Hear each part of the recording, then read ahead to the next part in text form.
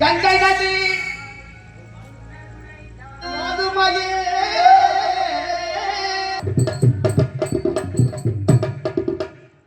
சேலத்து மாம்பழமே திண்டுக்கல் மலைப்பழமே அது ரொம்ப பெருசு விட முடியாது. பாலக்காட்டு உட்காந்து தண்ணி கூட வராது. பாலக்காட்டு நேந்திரமே அன்றுட்டி பலாப்பழமே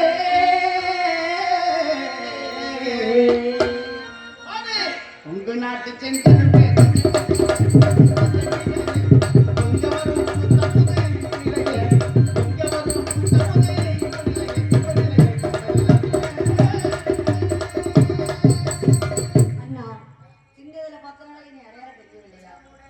இப்ப எல்லாம் தங்கச்சி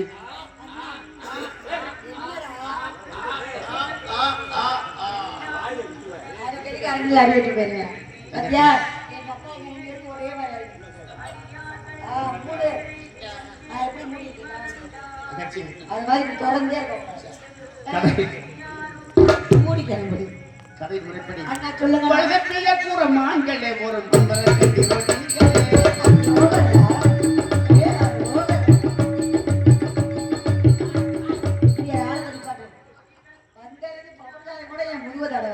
நீ என்ன தடவை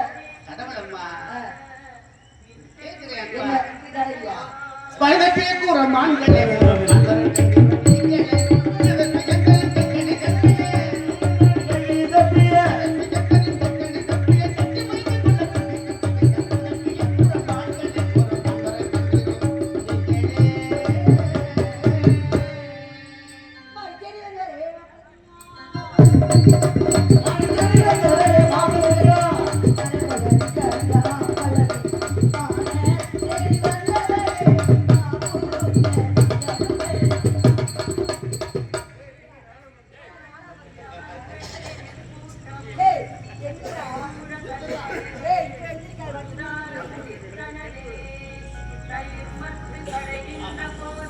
அம்மா ஆமா ஆமா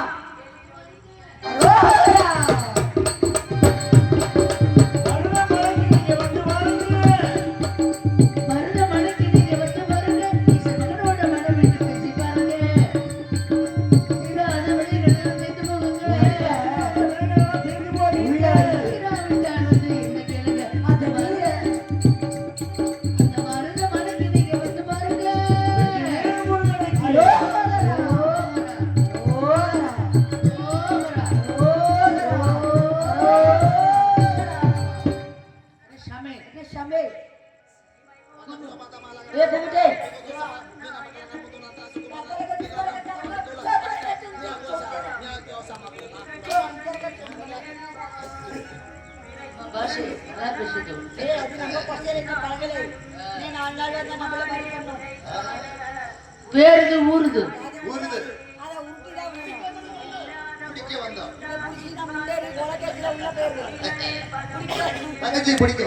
எது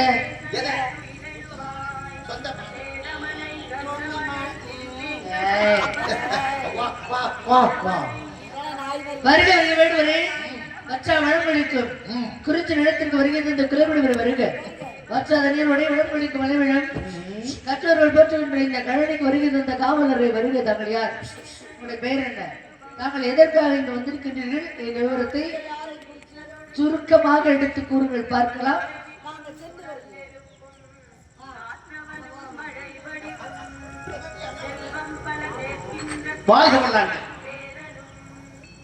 குறிஞ்சிகளை கொற்றம் பெற்ற குலக்கொடியே, நான் யார், எங்கிருந்து வந்தேன் ஐயப்பாடு உணர்த்தை சொல்லலாம். மையப்பாட்டை நீக்குதல் பொருட்டு என்னை நானே அறிமுகப்படுத்திக் கொள்கிறேன். ஆய கலைகளை ஆர்வமுடன் கற்றிருப்பேன். வேட்டையாடுவது விருப்பம். என்னடா வேட்டையாடுவோம் போல் சேட்டை செய்ய வந்தம் நின்றாது கண்ணில் சொல்லலாம். அறிமுகப்படுத்திக் கொள்கிறேன். ஆய கலைகளை ஆர்வமுடன் கற்றிருப்பேன். வேட்டையாடுவது விருப்பம். என்னடா வேட்டையாட உத்தவன் போல் சேட்டை செய்ய வந்து நின்றாரே கரியோடு கல்லதான் கூட இதுதானே முதல்ல சொன்னீங்க. கரியோடு கல்லதான் கூட நானே அறிமுகப்படுத்திக் கொடுக்குறேன்னு சொன்னீங்க. கரியோடு கல்லதான் கூட நான் யார் என்று உங்களுக்கு ஒரு ஐயப்பாடு தோன்றலாம், அதை ஏற்கனவே சொல்லிட்டீங்க. அதுக்கப்புறம் என்னை பற்றி நானே அறிமுகப்படுத்திக் கொள்கிறேன் கரியோடு கல்லதான் கூட அப்படின்னு அடுத்து சொல்லிட்டீங்க. எனக்கறிந்து பேசாதான் கசன இல்லைங்க, அதுக்கப்புறம் என்ன சொன்னீங்க? வீரத்தின் வெளியிடம் வேகத்தின் இருப்பிடம். இதோ நான் சொன்னதுக்கு அப்புறம் நீங்க என்ன சொன்னீங்கன்னு கேட்டேன். என்னை நானே அறிமுகப்படுத்திக் கொள்கிறேன்னு சொன்னீங்கல்ல, அதுக்கப்புறம் என்ன சொன்னீங்க? ஆய கலைகள் உள்ள ஆர்வம் கற்ற பின் வேட்டையாட விருப்பம் அதான் சொல்லி முடிச்சிருக்கீங்க. அப்புறம் ஏன் திருப்பி மறுபடியும் அதே சொல்றீங்க? என்னைய கூப்பிடுறாங்க என்னன்னு கேளுங்க. தரத்தோடும் தமிழ் மனத்தோடும் உயர்ந்த கருத்தோடும் உரிய தத்துவத்தோடும் சகல கலை மனத்தோடும் தன்மையேதும் குறையாம நீங்க யாரு, என்ன காரணத்துக்காக வந்திருக்கீங்க என்ற விவரத்தை ரொம்ப அருமையா எந்த இடத்துல விட்டோமோ அந்த இடத்துல இருந்து மறுபடியும் ஆரம்பித்து ரொம்ப அழகாக கூறியிருக்கின்றீர்கள். ஆகையால் நாங்கள் கூற வரப்போகின்றது எதுவாக இருக்கும் என்று என்னால் ஓரளவு புரிந்து கொள்ள முடிகிறது. ஆனால் தங்கள் நாவால் எடுத்துரைக்க வேண்டும் என்று நான் விரும்புகிறேன். எங்கே எந்த இடத்தில் விட்டீர்களோ அந்த இடத்தில் இப்பொழுதாவது தொடர்கள் பார்க்கலாம். இதோ உங்கள் தந்தை நம்பி விட வைத்து பார்த்தீங்களா? இல்ல, இந்த இடத்துல இல்ல, அதுக்கு முதல்ல என்னமோ சொன்னீங்க. சொல்ல கேட்கிறேன். இந்த கோழிமை வச்சுக்கிறது இப்பதான் ஞாபகம் வந்திருக்கு. எதுக்கு கோழியம் வச்சது? உங்கள் தந்தை விவரத்தை பார்த்து, உங்கள் தந்தை விவரத்தை பார்த்து, விவரத்தை பார்த்தா, வீரத்தை பார்த்து, வீரத்தை பார்த்து. ஆனா ஐஸ்கிரீம் எதுவும் சாப்பிட்டீங்களா? உலர்றது என்ன? எத்தனையோ மாலை பார்த்தேன், சரி, அத்தனை எப்படி பார்த்தேன்? உன்னை பார்த்தேன், உன்னை பார்த்த உடனே என்ன பார்த்தாலே வசனம் மறந்துடும். எனக்கு பிடிக்கணும் பிடிக்கணும் ரொம்ப பாத்துறாதீங்க, சுத்தமா பாட்டு மறந்து போயிடும். அப்படி இல்ல, அப்படி ராசி. ஆக உன்னை பார்த்த உடனே எனக்கு பிடிக்கணும் அப்படின்னு ஆரம்பிச்சா கொஞ்சம் அந்த பக்கம் திருமண மாதிரியே பேசுங்க. அது உங்களுக்கு மானோட நானோட மானோட நானோட அதோட ஒன்றன் பின் ஒன்றாக தொடர்ந்த ஒரு வேலையிலே உங்கள் திணைச்சீலை இல்லை திணைச்சோலை மட்டும் இருந்துவிட்டது. வினயம் பண்றீங்க, தட்டு தருவாரி கட்டு கவலை மீறி நான் வெற்றி பிடிக்காமல் வருகிற வேலைகளே உங்களுக்கு எங்கட கால் போடுறதுன்னு தெரியுமா தெரியாதா? என்ன சொல்ல முடிய இல்ல, ஒரு சில பேரு சேலைன்னு எழுதியா அப்படின்னா அது எழுத்து எந்த எப்படி துணைக்கால் போடுறது தெரியாம சோலைன்னு எழுதி போடுவாங்க. ஒரு சில பேர்கிட்ட சோலைன்னு எழுதியன்னா தொடைக்கால் போட தெரியாம சேலைன்னு எழுதி போடுவாங்க. அது மாதிரி நீங்க எங்கன கால் போடுறது தெரியல. என்ன கால் போட சொன்னாலும் நான் போட்டு எழுதுவேன். யாரும் சொன்னாதான் சொன்னதான் தெரிய முடியும். அப்ப உங்களுக்கு அறிவு இல்ல, எனக்கு அறிவுதான் செய்திருக்கானே. அப்புறம் உங்களுக்கு அறிவு இருந்திருந்தா திணை சோலைக்குள்ள சொல்லணும். கால் போட சொல்லுங்க. திணையில எங்கிட்ட சேலை இருக்கும், திணையில சேலை இல்ல, அதான் சோலைக்குள்ள வந்தேன். ஏற்கனவே தமிழர்கள் முழுமையாக தமிழ் பேசுறதே கிடையாது. அந்த தமிழையும் நீங்க அசிங்கப்படுத்தாது. ஏன்னா தமிழுக்கு அமுதென்று பேர். தமிழ் தமிழ் என்று சொன்னாலே தமிழ் உயிர் மாதிரி, அதாவது கொச்சைப்படுத்துறாங்க. கொச்சைப்படுத்தலையே. அப்ப திணை சோலைகளை நுழைந்து விட்டது. சோலைக்குள் அப்படின்னு சொல்லணும். சோலைக்கு நுழைந்து விட்டது. இனிமே இங்க எப்பாவது சேலை கொள்ளுங்க சொல்லக்கூடாது. ஏன்னா தடுமாறி உலகத்துல எந்த சேலைக்கு எத்தனையோ பெண்கள் சேலை கட்டுறாங்க, ஆனா தாயோட முந்தி இருக்கு பத்தியில முந்தான அந்த சேலைக்கு ஈடு இணை இந்த உலகத்துல எதுவுமே கிடையாது. புரியுதா? தூக்கிட்டு போவா எங்காவது ஒரு இடத்துக்கு, தூக்கிட்டு போகும்பொழுது தனக்கு படுக்கிறதுக்கு இடம் இருக்காது. அவ உட்காந்துக்கிட்டு இருக்கிற முந்தியை எடுத்து விரிச்சு, பெத்த புள்ள தரையில படுக்க கூடாதா, தன்னை முந்தியை எடுத்து விரிச்சு அந்த குழந்தைய அதுல படுக்க வச்சுட்டு இவ உட்கார்ந்துருப்பா. அவ்வளவு புனிதமானது இந்த சேலை. அதை போய் கொச்சப்படுத்தாதீங்க. நான் கொச்சப்படுத்தலமா, அழகிய சோலைக்கு நுழைந்தது. ஏன்னா அந்த சேலை எது எதுக்கெல்லாம் பயன்படுது தெரியுமா? தொட்டில் வைக்கிறாள், நீங்க தூங்கும் பொழுது நம்ம புள்ள தூங்கணுமே அப்படின்னு சொல்லி இந்த சேலையை எடுத்து ஒரு தொட்டில கட்டி குழந்தைய அப்படி ஆட்டி தாளாட்டி அப்படி தூங்க வைப்பா.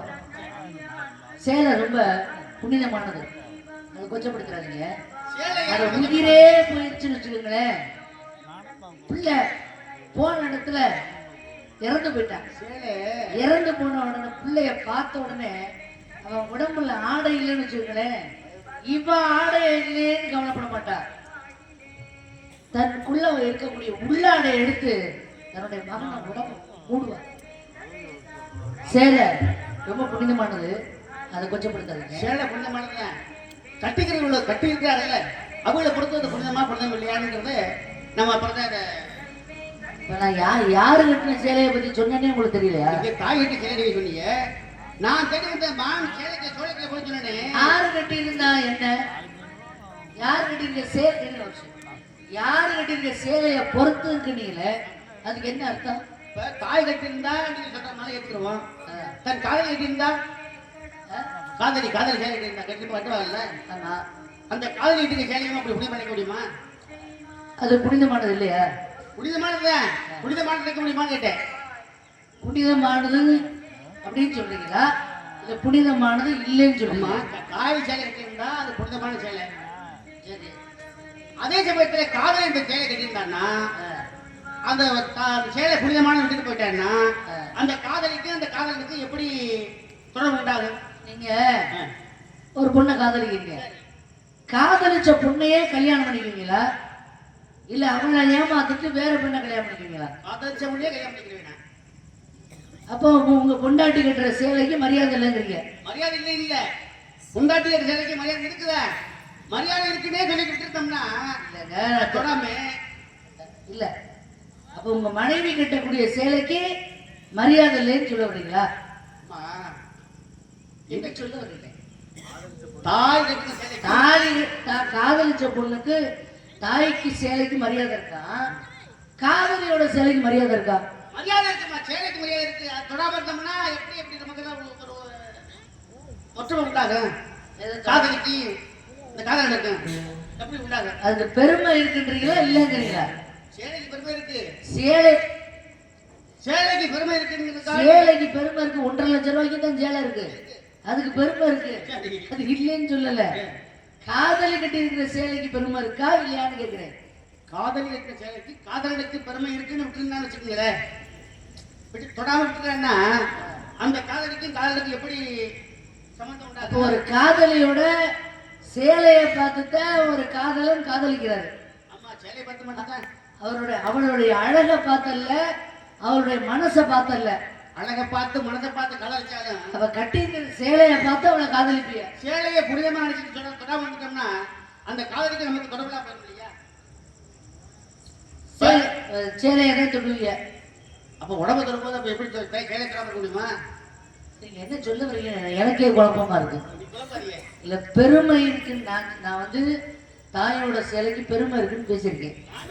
ஒண்ணு நீங்க இல்லம்மா, அதை விட பெருமை காதலி கட்டி இருக்க சேலைக்கு பெருமை இருக்கு அப்படின்னு ஒரு வாதப்ப, தலைப்பு இல்லாத பேச்சும் குறிக்கோள் இல்லாத வாழ்க்கையும் சிறப்படைந்ததாக சரித்திரம் அல்ல.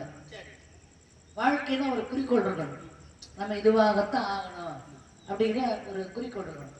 பேச்சுன்னா ஒரு தலைப்பு இருக்கணும், அப்பதான் அது அழகுபடும். அது அழகுபடும். குறிக்கோள் இருந்தாதான் வாழ்க்கை அழகுபடும். நான் என்னுடைய தலைப்புல அம்மாவோட சேலைக்கு இவ்வளவு பெருமைகள் இருக்குன்னு சொல்றேன். நீங்க என்ன சொல்லணும்? அதுக்கு எதிர்ப்பதமாக அம்மாவோட சேலைக்கு பெருமை இல்லைன்னு சொல்லணும், ஒன்றும் இல்லைன்னு சொல்லணும். ஆனா நீங்க அடுத்து அதை விட்டுட்டு கூட காதலிங்கிற இடத்துக்கு நீங்க வந்துட்டீங்க. அப்ப காதலியோட அம்மாவோட சேலையை விட காதலியுடைய சேலைக்கு பெருமை இருக்குன்னு ஏதாவது விளக்கம் கொடுக்கணும். அதானே அதுக்கு விளக்கம் கொடுங்க. காதலியோட சேலைக்கு என்ன பெருமை? காதலி கட்டிருக்கிற சேலைக்கும் சிறப்பான சேலை தான், அதை மறுக்கல. கேளுங்க, இன்னும் சொல்வது கேளுங்க. சரி, ஆனால் சேலைக்குள்ள மரியாதைக்காக வேண்டி காதலியை தொடாம பேசாம இருந்தோம்னா காதலி எப்படி காதலியா இருப்பா? புரியுதா? புரியலையா? உங்களுக்கு ஏதாவது புரியுதாத்த? உங்களுக்கு புரியாது. முதல்ல நீ தொடுறது தொடாது ஆத்தாவன் தான் தொடுவான். நீங்க பொண்டாட்டி மடியில இருங்க, பொண்டாட்டி மடியில நீங்க 100 தடவை படுத்து பாருங்க.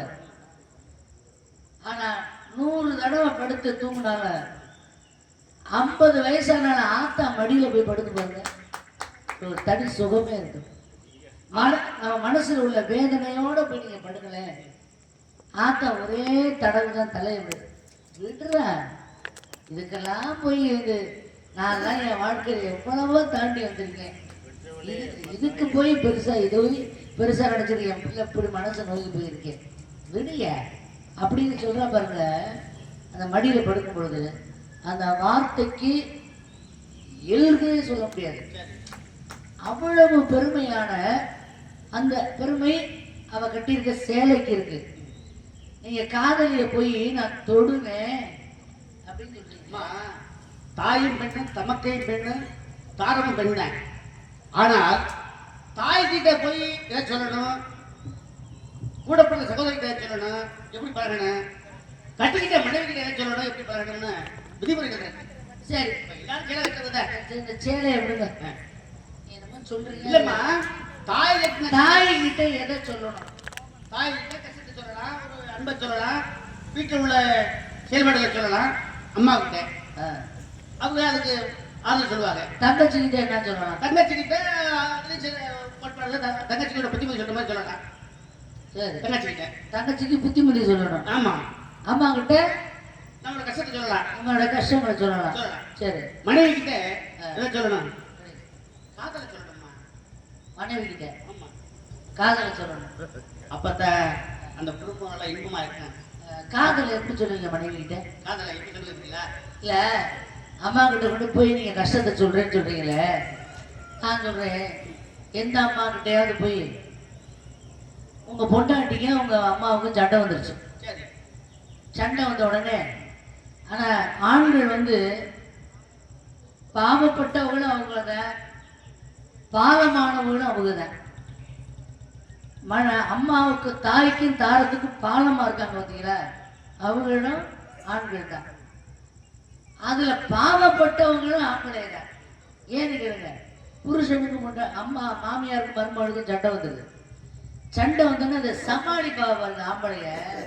நான் அப்படி அவரால் சமாளிச்சு பார்த்தேன் நேரடியாவே. அம்மா கிட்ட போய் சொல்றாரு, தாமா என்ன பெருசு அவர்கிட்ட போய் சண்டை விட்டுட்டு இருக்க? இவரு காரைக்குடியில வீட்டு வேலை பார்க்கறதுக்கு மாசம் 15,000 ரூபா. காலையில 5 மணிக்கு 6 மணிக்கு வந்துருவாங்க, சாயந்தரம் 6 மணிக்கு அவங்க போயிடுவாங்க.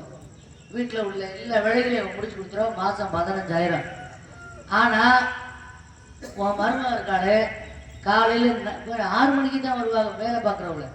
இவன் 4 மணிக்கெல்லாம் எழுந்திரிச்சிருவாங்க. உன் மருமக எழுந்திரிச்சு நம்ம எல்லாருக்கும் தேநீர் கொடுக்கறதுல இருந்து சாப்பாடு கொடுக்கறதுல இருந்து காலை சாப்பாடு முடியுது.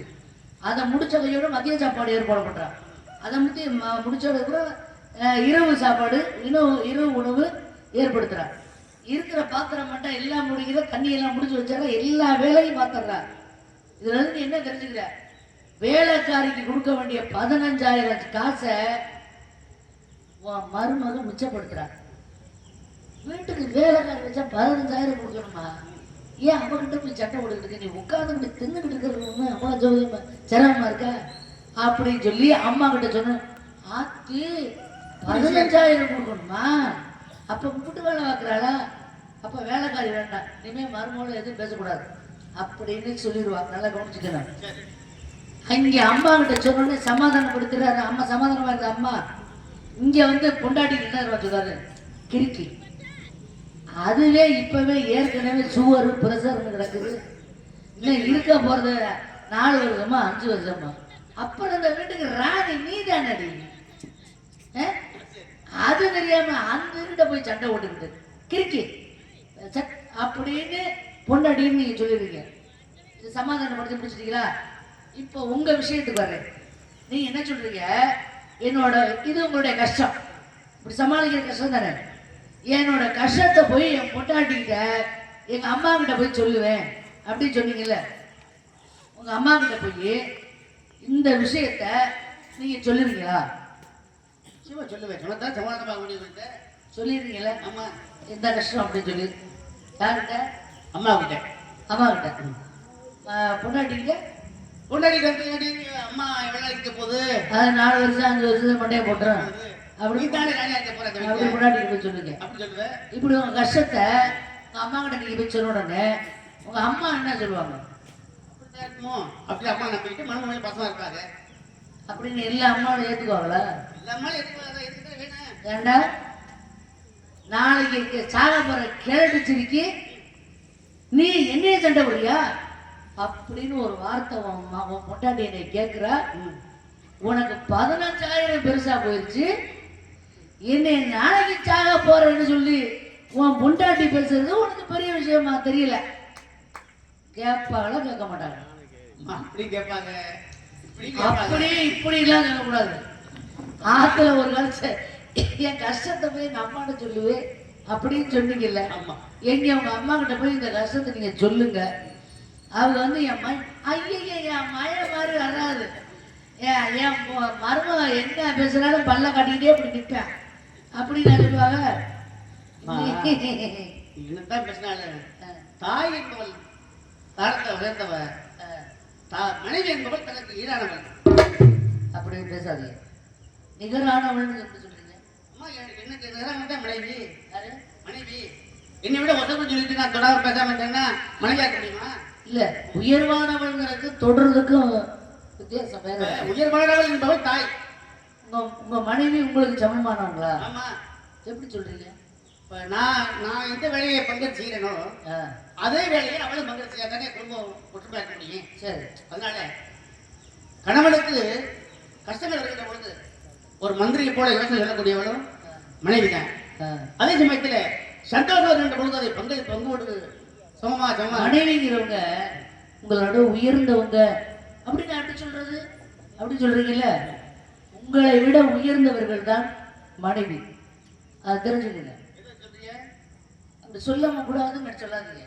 ஏன்னா சம்சாரமும் மின்சாரமும் ஒண்ணு. ஏன் தெரியுமா? இரண்டுமே இல்லாத பொழுதுதான் அதோட அருமை தெரியும். இருக்கிற வரைக்கும் நீங்க மனைவி என்ன வேணாலும் சண்டை போடுங்க, அடிங்க, என்ன திட்டுங்க, என்ன வேணாலும் பண்ணுங்க. ஒரு விஷயம் தெரியுமா?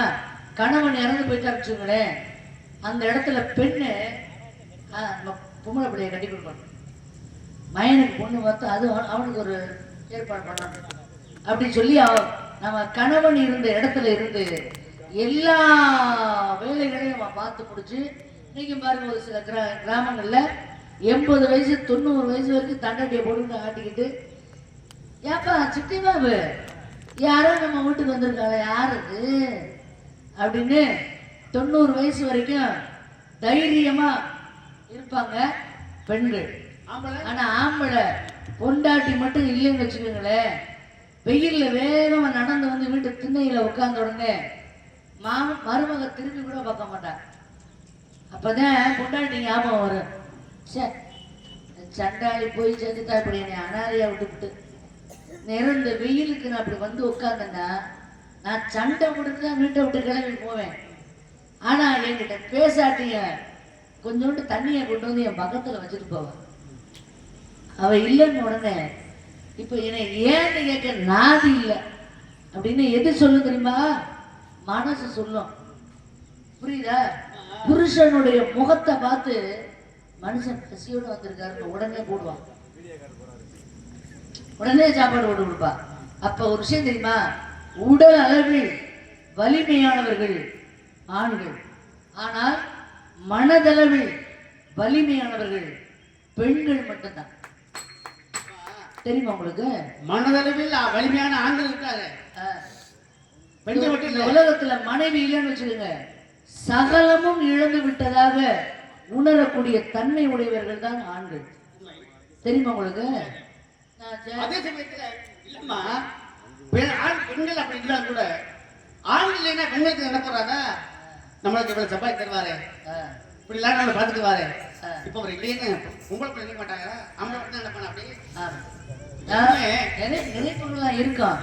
ஆனா உங்க அளவுக்கு நாங்க அந்த அளவுக்கு நினைக்க மாட்டோம். எல்லாரும் அப்படி இல்லை, ஏதோ பெண்கள் அதிகமா ஏன்னா சுமைகள் அதிகமாயிரும். இந்த சவுடல் நல்லா தான் வாயப்படி சீடு வரைக்கும் வச்சுட்டு பேசுறீங்க. அந்த குட்டியை பத்தி கொஞ்சம் சொல்லுங்க. முன்னழக என்ன பின்னழக என்ன உடலழக என்ன நடையழக என்ன கட்டழகும் மெட்டழகும் விட்டழகா நிக்குதடி கட்டழகு கண்மணியேன்னு கல்வி பாட மாட்டாரமா இருக்கு. அதனால மான் பெருமை சொல்லட்டுமா? இது அருமை மானம்மா அதை பெறுவேன் நானம்மா. நீ அன்பாய் தந்தாலே எனக்கு இன்பம் தானம்மா. இன்பம் தானம்மா. அருமை மானம்மா அதை பெறுவேன் நானம்மா. நீ அன்பாய் தந்தாலே எனக்கு இன்பம் தானம்மா. இன்பம் தானம்மா. அருமை மானம்மா அதை பெறுவேன் நானம்மா.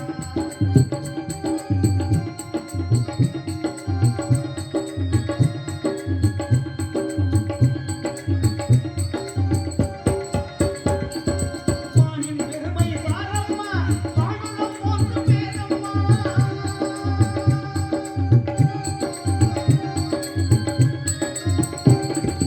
வானின் பெருமை பாரம்மா, வானுலம் போற்று பேரம்மா.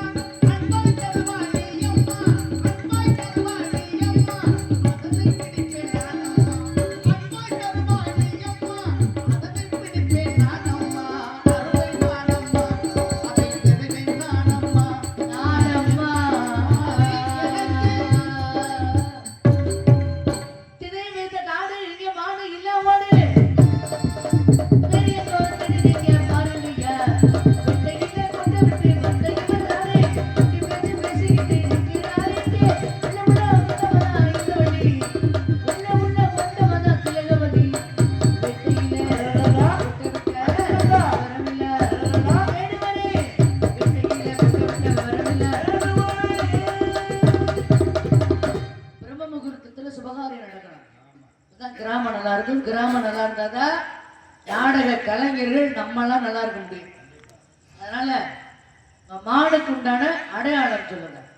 ஏங்க உண்மையிலே நீங்க கொடுத்து வச்ச மகாராஜா. எப்படி சொல்றீங்க? ஏன் தெரியுமா? நீங்க அடையாளம் பாடும்பொழுது நம்ம கீழே வளவுல இவ்வளவு பேர் உட்கார்ந்துருக்காங்க.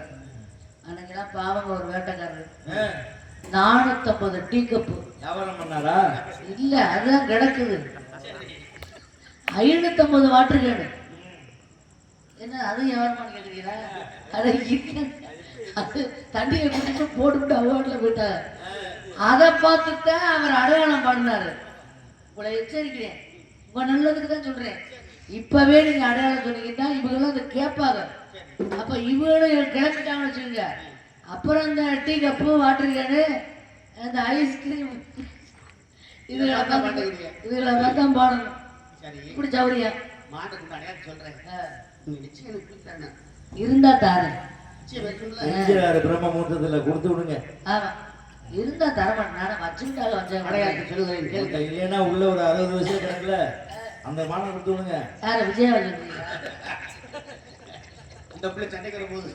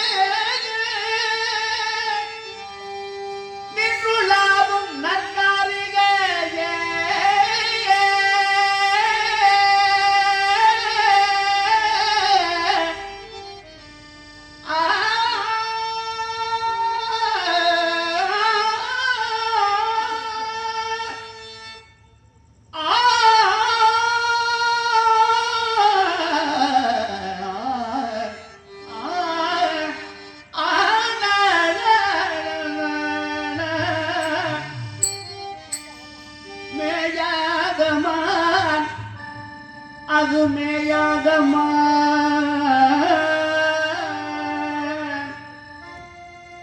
மேயாதமா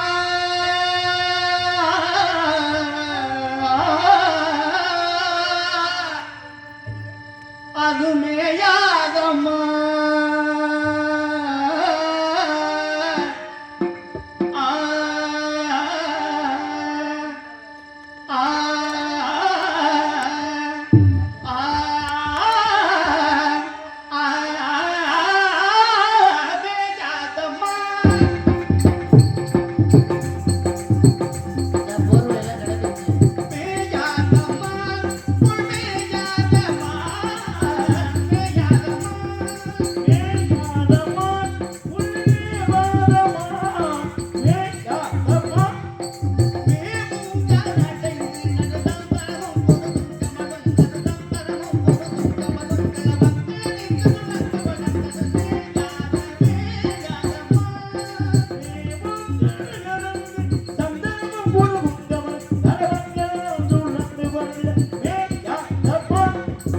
ஏழும் பாவம் தினைமாக தின்பதனால் ஒரு உள்ளர் போதும். ஏழும் பாவம் தினைமாக தின்பதனால் ஒரு உள்ளர் போதும். மேயாதம்மா.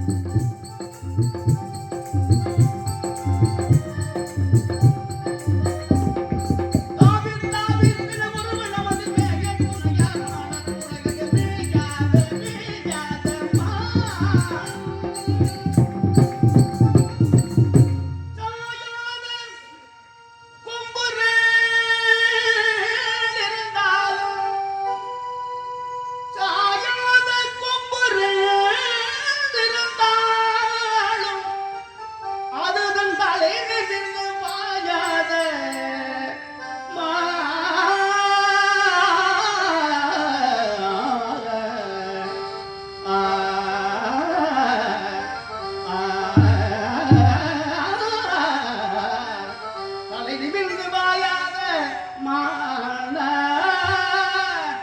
வாயாத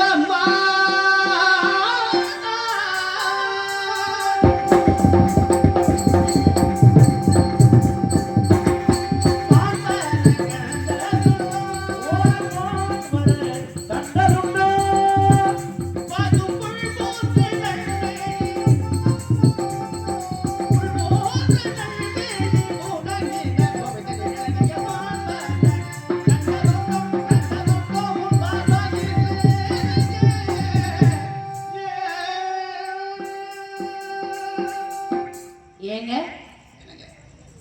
காண குறவர் கண்மணி இனவிழர் காண குயிலின் நிலவுறது அப்படின்னு சொன்னீங்கல்ல, நிகர் குரலுடையது. அப்படியா சொன்னீங்க? பொய்யெல்லாம் சொல்லாதீங்க. அப்படிதான் சொன்னேன்.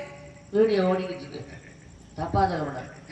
காண குறவர் கண்மணி இனவிழர் காண குயிலின் நிகர் உடுறது அப்படி சொன்னீங்கல்ல, பொய்யெல்லாம் சொல்லாதீங்க. அம்மா, நீங்க புரிஞ்சுக்கிட்டது அவ்வளவுதான். காணக்குறவர் கண்மணி இனவிழர் காண குயிலின் நிகர் குரல் உடையது அப்படி சொல்லணும்ல. அப்படித்தான் சொன்னேன். நீ கேட்டது கேட்டுட்டேன். இல்ல நான் காண குறவர் கண்மணி எனவளர் காண குயிலின் நிகர் குரலுடையது. இது அந்த வரியை மட்டும் மறுபடியும் பாடுங்க. பாடுங்க. காண குறவர் கண்மணி எனவளர் காண குயிலின் நிகர் குரலுடையது. மேயாத மேயாதம்மா. இப்படித்தான் எப்பவும் பாடணும், சரியா? இன்னைக்கு பாடின மாதிரி பாடணும், சரியா? அப்பதான் அழகு. இப்ப இதுல எனக்கு என்ன சந்தேகம்னா, நிகர் குயிலுக்கு நிகர் குரல் உடையது நீங்களே, ஆமா. அந்த குயிலுக்கு நிகரான குரல் நீங்க யாரும் சொன்னீங்க? நான் யாரை சொல்ல முடியல.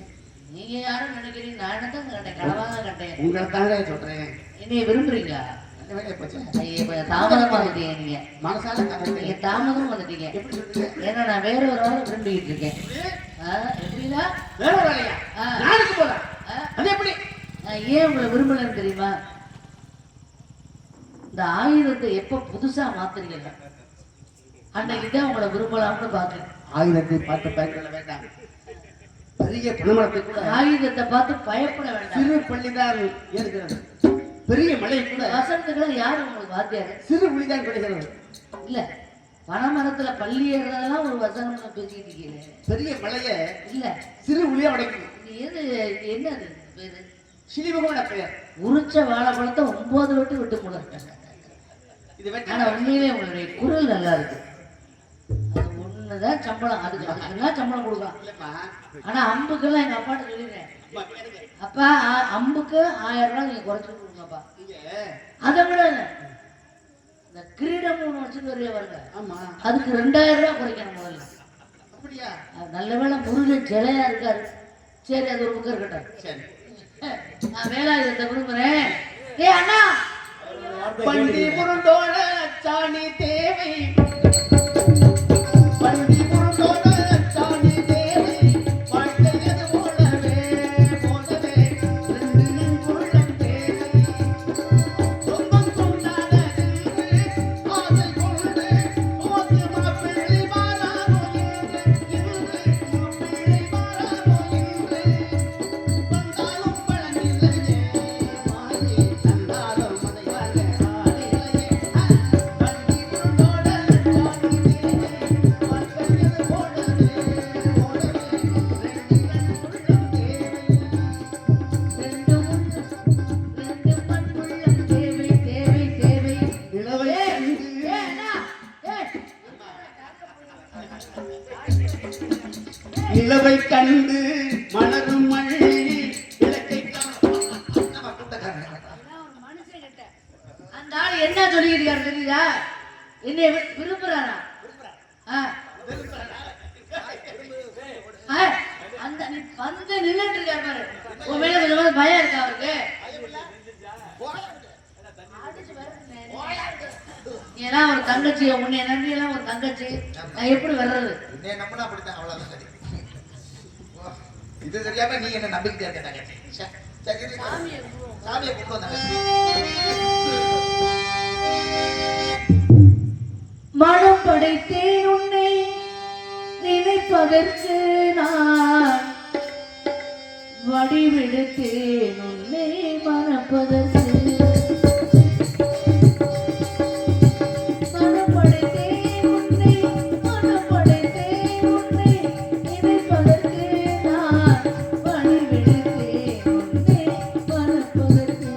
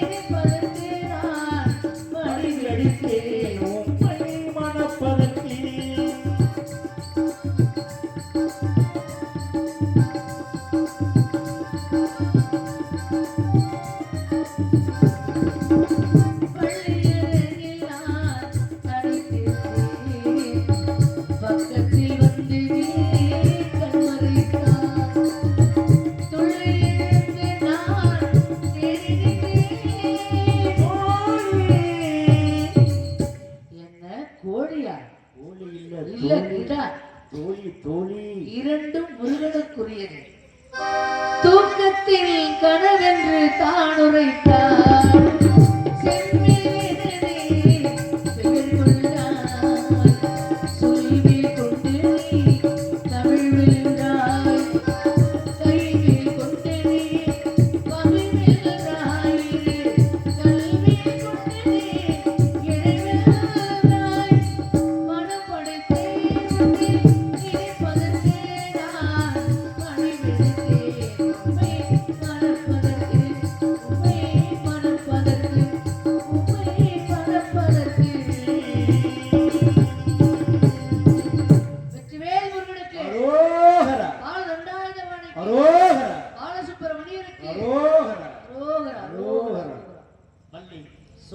உன்னை ஆட்கொள்ளும் பட்சத்தில் வேலனாகவும் பின் வீரனாக வந்தவன் நானே. உனக்கு என்ன வர வேண்டும் என்று கருதுகிறேன் சுவாமி. அடுத்த முறை காட்சி கொடுக்கும் பொழுதாவது மதுரைக்கு சென்று தாங்கள் இந்த கிரீடத்தை மாற்றுவோம். அப்படியாகட்டும். அது கொஞ்சம் மன வருத்தமாக இருக்கிறது. அப்படியா? ஆமா, எவ்வளவு செலவானாலும் பரவாயில்ல, அதை முதல்ல செஞ்சிருக்கோம். சரி.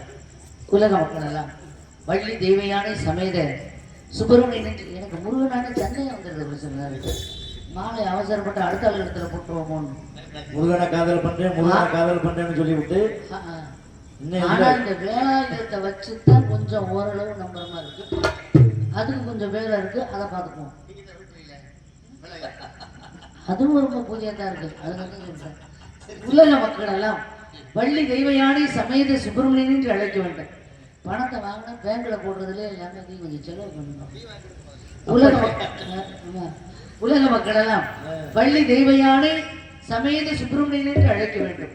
தாரத்தில் 2ஆம் தாரமாக இருந்தாலும் தரத்தில் சுவாமி எமக்கு முதலிடம் கொடுத்தது. அப்படியா? மேடவாதி உணவு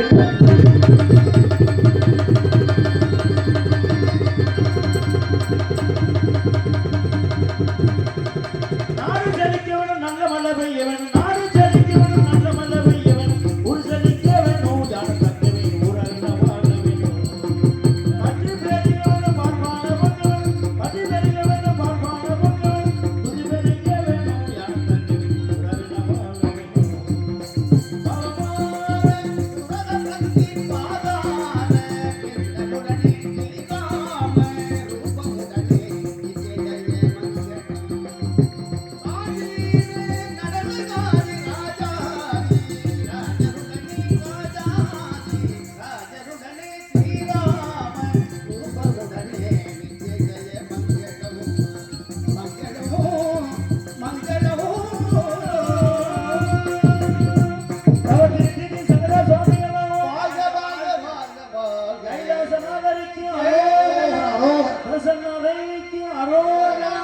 ஆஞ்சநேய மூர்த்திக்கு ஜெய ராம ஜெய.